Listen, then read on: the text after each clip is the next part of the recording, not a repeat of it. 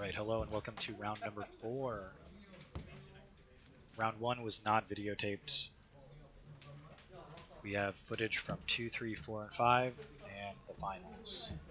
Round 4 has us watching Jimmy with Reanimator against Inhyeok with Aggro Loam. Inhyeok typically plays 3-color Loam, though occasionally it's 4 with a Punishing Fire package. That would be good news for Jimmy if it was the case, but I did not see any red sources out of this day, I don't believe. It should be noted that I'm pretty sure Jimmy does not have all of his underground seeds either, so he might inadvertently be a little more wasteland proof than a normal build, but I mean, we can't mince words here. Watery Grave is going to hurt you quite a bit, especially in a Daze deck. Sometimes it happens.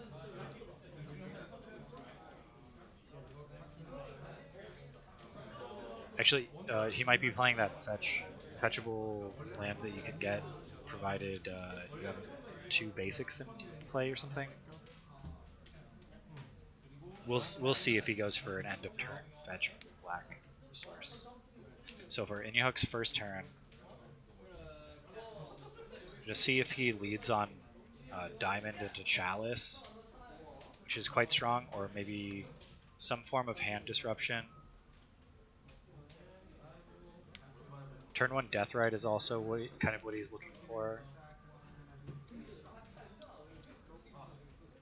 Appears that his turn is not very straightforward. He needs to decide.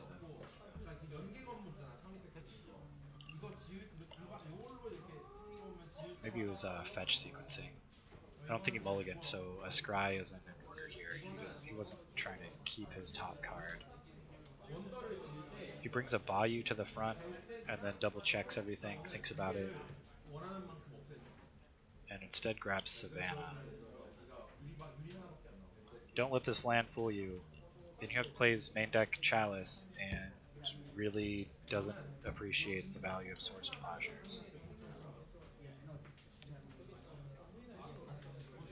Alright, so there's the Diamond. He will remove Swamp, which is his thought about his first land play of the game. That's an interesting play. Perhaps he knows that he has no reasonable interaction and that the Abrupt Decay is limited. Jimmy tanks for a second and thinks about entombing off of the Lotus Petal, but decides that he doesn't need to. His opponent already used a card, getting rid of a petal that may not even matter.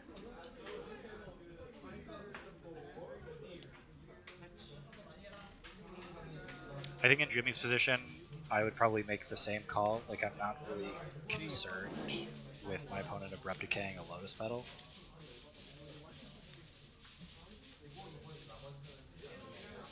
We should also keep in mind that Jimmy's land base and the petal kind of represent Storm, but I am 99% certain that Inhyeok is not afraid of Storm here. He knows what all the local decks play. Jimmy's been playing this for a few weeks.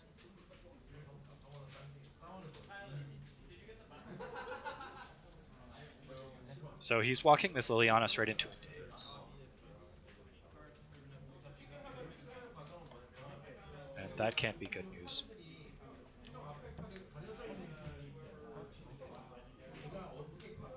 Jimmy for a moment is down to 0 permanents.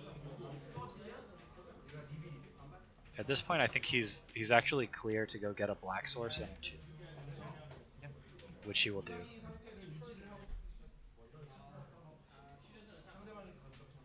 And after dazing the Liliana, knowing that your opponent is on green-black,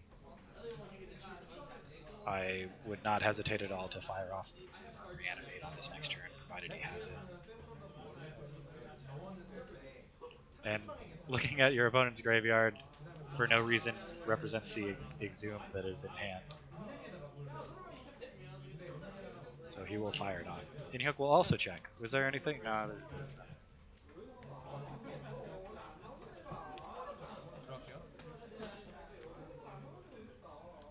Inhyeok looks at one card and announces that he is not going to continue on with this game. I think he does have some main deck answers to Grizzlebrand, but not before it can draw 7 cards, so he has no interest in playing a 99% lost game here. And I agree with him. I mean, if your hand is kind of strong and you think that you're going to lose the game, but it's only going to take 2 minutes to figure it out, then sure, play it out. But with a really bad hand and an opponent with a Grizzlebrand and the ability to draw enough cards to answer whatever you do, and you don't even have an out yet, then I can understand why you scoop it immediately.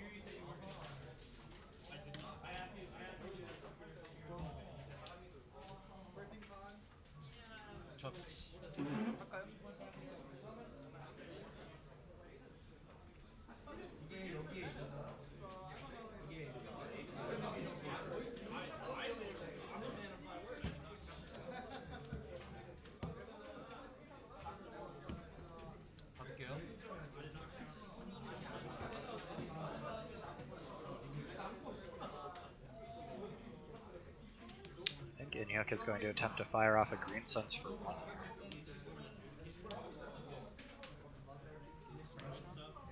And Jimmy will search for a Daze. I do not see the presence of any blue cards over there whatsoever.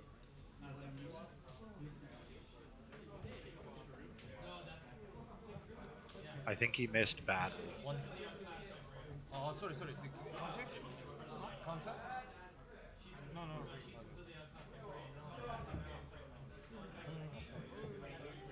Okay.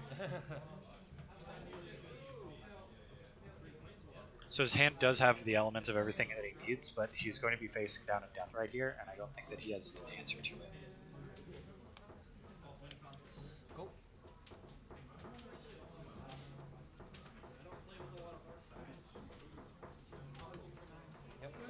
I think that's another fetch on top of the library.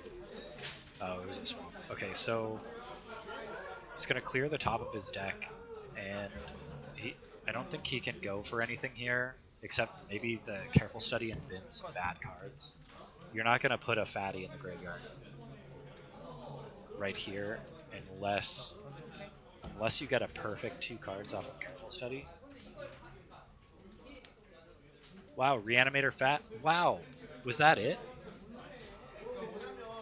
I mean, I would go for it as well. Bin the Hellish Storm and try to reanimate it. But he's going to get blown out by a fair enough. That is... I don't know how to describe that. I mean, if you're the Reanimator player, you're like, oh man, that's bad beats. Why do they always have the Fairing Cop? But, I mean, he didn't have it until that Careful Study. He ripped perfect right there. So the game will continue, and now there's an active death right out that Jimmy will have to find some answer to. Inhyeok found Caracas for the turn. It's going to make it even more difficult here. But he's going to slow roll it, not show it.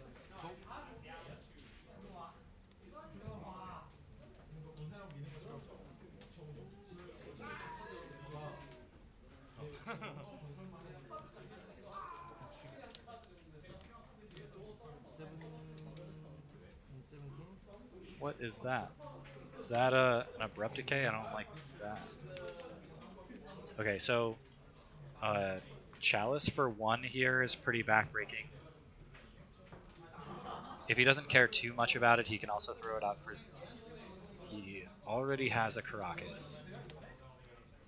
And he's going to reveal that.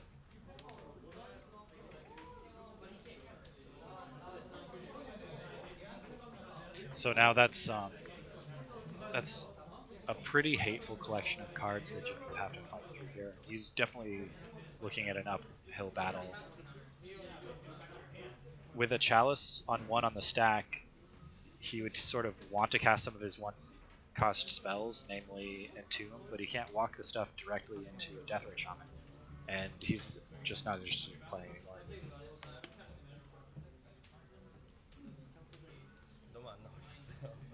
So we'll go on to a game 3, and I cut the video there because I have enough footage of people shuffling to last many lifetimes, I think. Jimmy's going to take the play here. And I think he just wants a hand with either a show and tell already present in it to inform sort of the game plan that he's going to head into, or something that can get underneath Deathwitch Shaman really fast. Or possibly like a mid-rangey hand that aims to go for it turn 3 or 4, something very slow with a collected brutality is probably good enough here. I would have to expect that my opponent is going to have all the utility lands that I'm scared of, namely Bojuka Bog and Karakas, and he's also going to have maybe his own Pithing Needle, and we already saw the Fairy Macabre. So the graveyard is not really very safe here. That's why we probably have 3 show and tell coming in. A turn 1 play for Jimmy.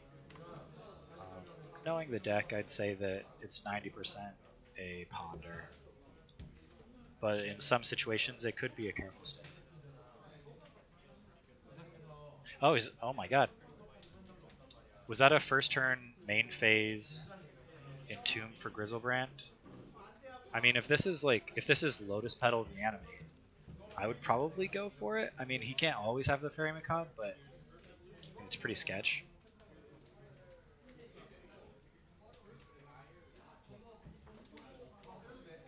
If this is Entomb Go, because I plan on exhuming the next turn, and I'm going to give you a draw step, and get... Nope.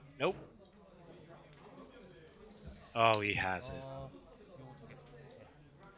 That's a heartbreaker.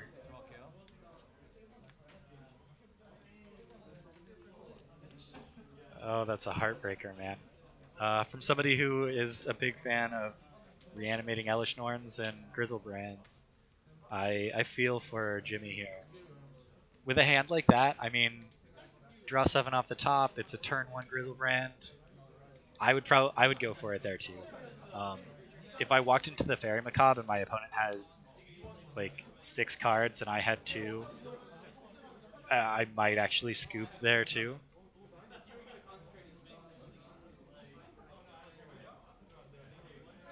But we can't count the deck out. It's unlikely that he can come back from here, but we'll see. I mean, we're playing blue and Legacy. There's a lot to be said about that.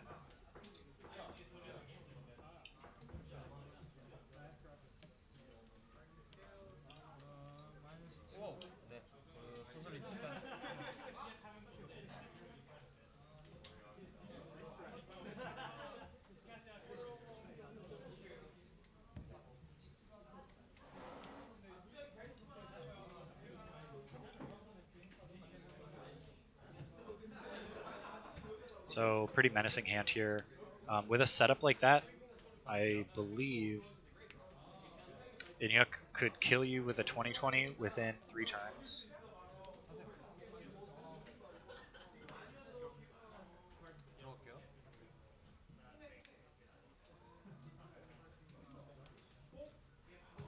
And this will be a Knight of the Reliquary.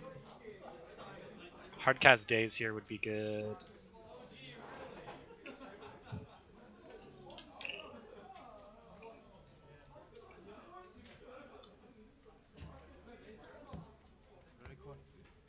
Yeah. So the Thespian stage is already out.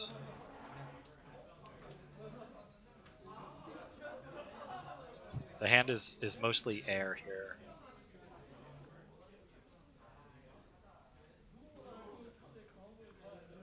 Wonder. I guess it's possible to find an Abrupt Decay here.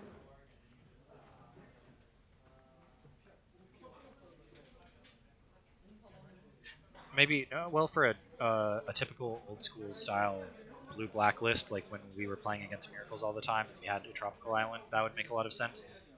Now that I think about it, I do not believe that there are any green cards in his list. He searches desperately. He finds a fatty. He has a Reanimate. He's got a Grizzlebrand. He is at 10.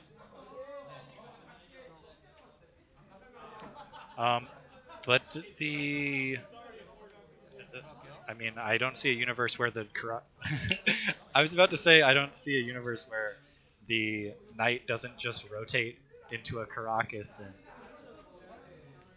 and take care of the Grizzlebrand, but he didn't even have to. And now I think he can rotate the Savannah into a Dark Depths. The outcome was the same, really, but drawing the Caracas off the top is just insult to injury. And he's thinking about it now. He's like, wait, if I draw 7 right now, then I will die.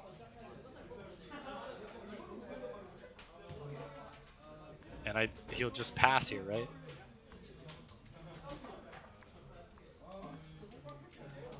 Oh, that's a brutal way to go out. He really needed a counter for that Knight of the Reliquary. Yeah, there's no reason to attack here. So pithing Needle for Knight of the Reliquary means that he just activates, and Pithing Needle for Caracas means that the Grizzlebrand is still stuck in your hand. I don't really see the point of casting it here.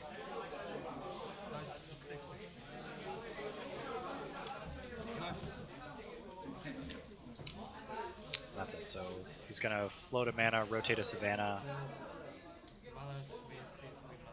Well, that was a little bit sloppy there, but yeah, he's going to make the 3rd mana necessary for the stage.